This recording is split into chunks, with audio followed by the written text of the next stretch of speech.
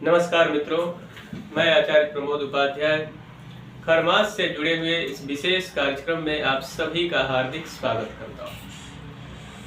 मित्रों, खरमास जो कि 1 महीने का होता है और खरमास या फिर मलमास ये दोनों ही चीजें कही जाती हैं।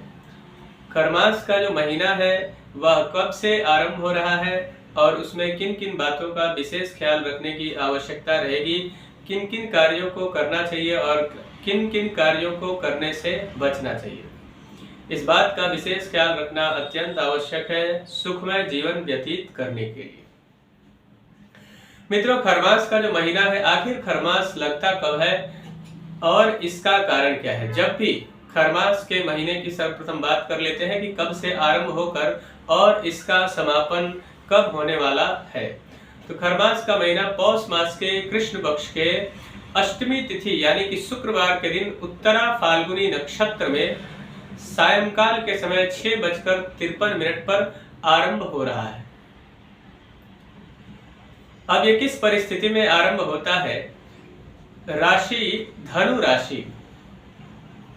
सूर्य प्रत्येक महीने में एक राशि को परिवर्तित करके और दूसरे राशि में प्रवेश कर जाते हैं, यानी कि पूरे 12 महीने में सूर्य 12 बार गोचर करते हैं। यानी सूर्य की जो संक्रांति है वह 12 बार होती है, अलग अलग समय पर अलग अलग राशियों में। सूर्य जब भी धनु राशि में प्रवेश करते हैं उस समय खरमास का महीना प्रारंभ हो जाता है और जब मकर राशि में प्रवेश करते हैं उस समय खरमास का महीना समाप्त हो जाता है।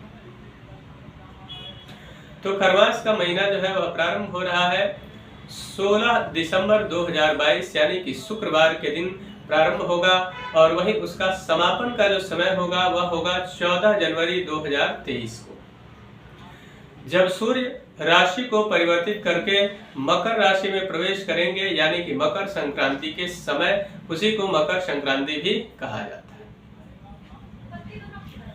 अब इस परिस्थिति में जब यह खरमास का महीना आरंभ हो जाता है उस समय किस कार्य को करना चाहिए और किस कार्य को नहीं करना चाहिए, इस बात का विशेष ख्याल रखने की आवश्यकता रहेगी।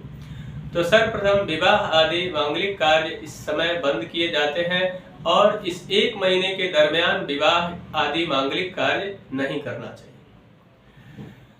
उसके अलावा गृह प्रवेश, वास्तु पूजन इत्यादि का कार्य भी बंद हो जाता है। उपनयन संस्कार यानी कि यज्ञोपवीत संस्कार, मुंडन मुहूर्त, साथ में कर्ण भेद इत्यादि यानी कि ऐसे जितने भी कार्य होते हैं जिनका शुभ मुहूर्त देखना अत्यंत आवश्यक है, ऐसे कार्यों को इस समय बंद कर देना चाहिए।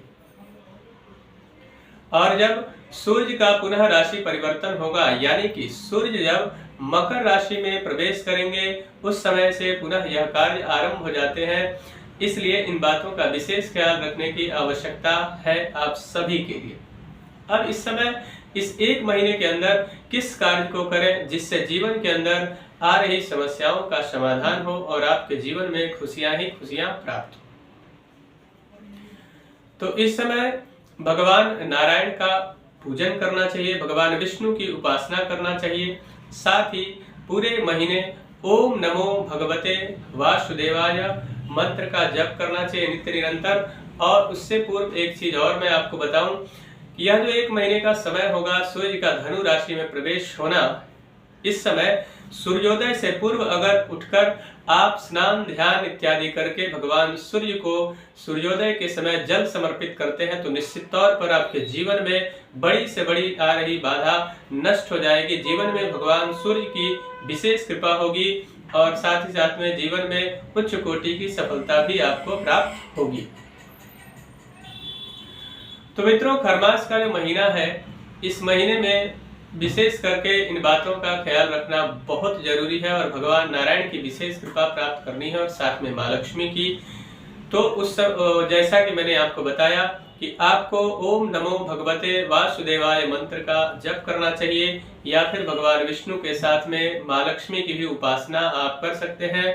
अपने घर में सुंदर भगवान की प्रतिमा या फिर तस्वीर लगाइए और एक विशेष अनुष्ठान इस दिन करिए।